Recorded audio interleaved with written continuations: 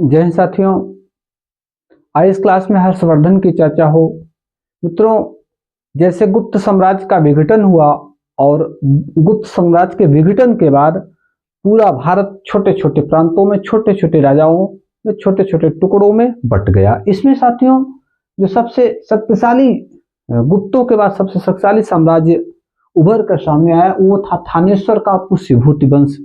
और मित्रों, इसी थानेश्वर के पुष्यभूति वंश में महान शासक हर्षवर्धन, जिसे शिलादित्य कहा जाता है, इसका उल्लेख मिलता है। और इस क्लास में हम इसी हर्षवर्धन अर्थात शिलादित्य की चर्चा करेंगे। मित्रों, ऐसा माना जाता है कि थानेश्वर के पुष्यभूति वंश का संस्थापक पुष्यभूति था और जिसने थानेश्वर को अपनी राजधानी बनाई। साथियों, इसी वटवृक्ष में, इसी वंशवृक्ष में प्रभाकर वर्धन एक शासक हुए और प्रभाकर वर्धन की 3 संतानों का उल्लेख मिलता है। एक उसका बड़ा लड़का, उसका नाम था राज्यवर्धन, और छोटे लड़के का नाम उसका हर्षवर्धन था, जिसे शिलादित्य कहा गया। और एक उसकी लड़की थी, उसका नाम था राजश्री।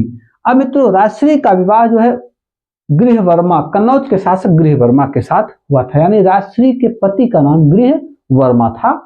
अब आगे हम चलते हैं, चर्चा करते हैं। जैसे प्रभाकर वर्धन के बाद गद्दी पर राजवर्धन बैठा और राजवर्धन की जो है मित्रों हत्या बंगाल के शासक शशांक और मालवा के शासक देवगुप्त, इन 2 शासकों ने, ध्यान से सुनेंगे, बंगाल के शासक शशांक और मालवा के शासक देवगुप्त ने मिलकर राजवर्धन की हत्या कर दी और राजवर्धन के बहनोई गृहवर्मा की भी हत्या कर दिया। किसने? मालवा के शासक बंगाल के शासक शशांक और मालवा के शासक देवगुप्त ने मिलकर राजवर्धन के बड़े भाई राजवर्धन और राजवर्धन के बहनोई गृहवर्मा की हत्या कर दी। ऐसी स्थिति में साथियों, ऐसी स्थिति में हर्षवर्धन सत्ता संभाला, गद्दी पर बैठा। अब उसके सामने बहुत बड़ी चुनौती थी। क्यों? क्योंकि भाई की हत्या हो चुकी थी, बहनोई की हत्या हो चुकी थी, उसकी बहन का कोई पता नहीं था। अब ऐसी विषम परिस्थिति में हर्षवर्धन 606 ईस्वी में थानेश्वर की गद्दी पर बैठता है। अब उसके बाद उसने सबसे पहले एक बौद्ध भिक्षु दिवाकर मित्र की सहायता से अपनी बहन का पता लगाया। उस समय उसकी बहन राजश्री चिता बनाकर सती होने जा रही थी जंगल में। वो ढूंढ लाया, उसको समझाया बुझाया और उसे जो है कन्नौज का शासिका बनाया, उसको कन्नौज की गद्दी पर बैठा दिया। उसके बाद उसने जो है शशांक को भी पराजित किया और देवगुप्त को भी पराजित करके नष्ट कर दिया। यानी अब कौन? हर्षवर्धन उत्तर भारत का स्वामी बन बैठा, क्योंकि 2 बड़े शासकों को पराजित करने के बाद हर्षवर्धन का सामना करने वाला उत्तर भारत में कोई नहीं था। और वह उत्तर भारत को जीतने के बाद अपनी राजधानी थानेश्वर से कन्नौज स्थानांतरित की, यानी पूरे उत्तर भारत को समेटने का काम किया हर्षवर्धन ने। अब साथियों, उत्तर भारत को जीतने के बाद हर्षवर्धन दक्षिण भारत की तरफ बढ़ा, लेकिन दक्षिण भारत में नर्मदा नदी के तट पर उसका सामना किससे हुआ? पुलकेशिन द्वितीय से।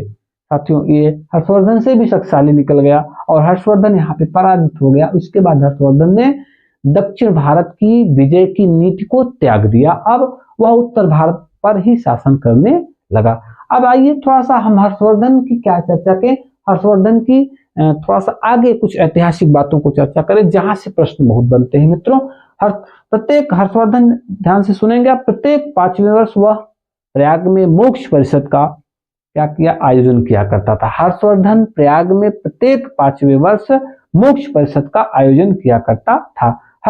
और वो जितना कुछ राजस्व इकट्ठा करता था वो प्रयाग में लाकर मित्रों दान कर देता था। ये हर्षवर्धन की महानता है। इसका उल्लेख कई किताबों में, कई स्रोतों में मिलता है। साथियों, हर्षवर्धन का दरबारी कवि बाणभट्ट थे। हर्षवर्धन के दरबारी कवि बाणभट्ट थे। बाणभट्ट की रचना क्या थी? हर्षचरित कादंबरी। ये बाणभट्ट की 2 बड़ी ऐतिहासिक रचना है। और साथियों, हर्षवर्धन खुद विद्वान था, ऐसा नहीं था कि युद्ध में ही माहिर था, वो खुद विद्वान था। उसने नागानंद, प्रियदर्शिका और रत्नावली नामक 3 नाटक लिखे। हर्षवर्धन खुद विद्वान था, उसने नागानंद, प्रियदर्शिका और रत्नावली नामक 3 नाटकों की रचना की। और हर्षवर्धन के दरबार में एक चीन यात्री फाहियान आया ह्वेनसांग साथी। हर्षवर्धन के दरबार में चीन यात्री ह्वेनसांग आया, जिसे यात्रियों में राजकुमार कहा जाता है। और ह्वेनसांग ने सीयूकी नामक यात्रा वृत्तांत की रचना की, जिससे जो हर्षवर्धन कालीन भारतीय इतिहास का एक महत्वपूर्ण स्रोत माना जाता है।